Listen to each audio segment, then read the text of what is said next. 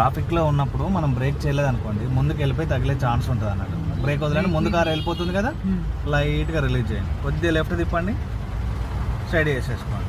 Break స్లోగా, right side bus ఉంది చూడాలి, ఆ వెహికల్ కూడా టచ్ అవుతుందా లేదనేది కూడా మనం అబ్జర్వేషన్ చేస్తూ వెళ్ళిపోవాలి. ఓకేనా? ఒకేసారి చూడాలి, కంటిన్యూగా దాన్ని చూసుకోవాలి. అంటే ఇటు ఆటో ఉంది, ముందట లారీ ఉంది, అవన్నీ చూసుకోవాలన్నట్టు మనం. ఓకేనా? ఒకే సైడ్ చూడకూడదు, అన్ని సైడ్లో చూసుకుంటేనే మనకు వెహికల్ అర్థమవుతుంది అన్నట్టు. బ్రేక్ అంటే మనం ఏ సైడ్ నుంచి ఎవరు వస్తారనేది తెలియదు. ఇప్పుడు ఉన్న ట్రాఫిక్, హైదరాబాద్లో ట్రాఫిక్, ఏ వెహికల్ ఎక్కడి నుంచి ఎంటర్ అవుతుందనేది మనకు తెలియదు. వెళ్ళండి, స్లోగా బ్రేక్ రిలీజ్ చేయండి, కొద్దిగా లెఫ్ట్ తిప్పండి మేడం, బస్ సరిపోతుంది. స్ట్రైట్ చేసుకోండి, బ్రేక్ చేయండి, స్లోగా చేయండి, కింద చూడవద్దు, బ్రేక్ వదలండి, బ్రేక్ చేయండి. చూడండి ఎంత స్లోగా బ్రేక్ కంట్రోల్ అవుతుంది. బ్రేక్ వదలండి, వెళ్ళిపోతుంది చూడండి. స్లోగా రైట్ తిప్పండి,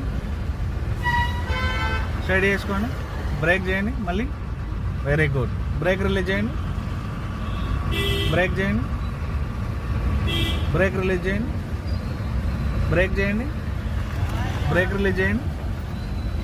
కొద్దిగా రైట్ తిప్పండి, రైట్ సైడ్ స్పేస్ ఉంది కదా, తిప్పండి, రైట్ తిప్పండి, బ్రేక్ చేయండి. మీరు తిప్పేలోపు బస్ ఎంటర్ అయిపోయింది.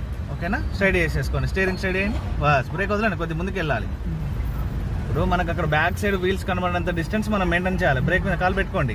ట్రాఫిక్లో మీరు ఎట్టి పరిస్థితుల్లో ఎక్సిలేటర్ అనేది ఇవ్వకూడదు. కొద్దిగా రిలీజ్ చేయండి బ్రేకు.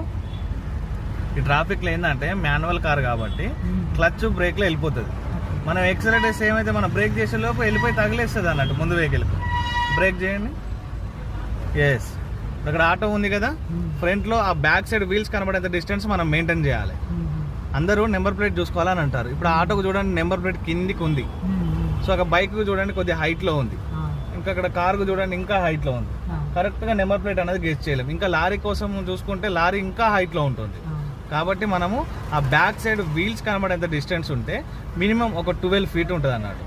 ఆర్టీఓ ఆఫీస్లో రూల్ ప్రకారం మనం వెళ్తే మినిమం ఒక 5-6 కార్లు మనం ముందట మధ్యలోకి వచ్చేస్తాయి అన్నట్టు. గవర్నమెంట్ రూల్ ఏంటంటే 50 feet ఉండాలంటారు. 50 feet అంటే ఆల్మోస్ట్ దగ్గర దగ్గర అక్కడ ముందట అక్కడ ఆటో ఉంది కదా, ఎల్లో కలర్ ఆటో, అంత డిస్టెన్స్ అన్నట్టు. కాబట్టి మనం ఇక్కడ బ్యాక్ సైడ్ వీల్స్ కనబడేంత డిస్టెన్స్ ఉంటే సరిపోతుంది.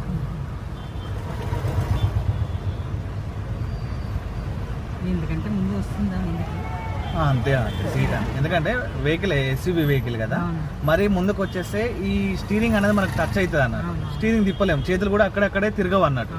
కాబట్టి కొద్దిగా రిలీఫ్ ఉండాలి మనకు. రిలీఫ్ ఉంటే మనం ఎంత దూరం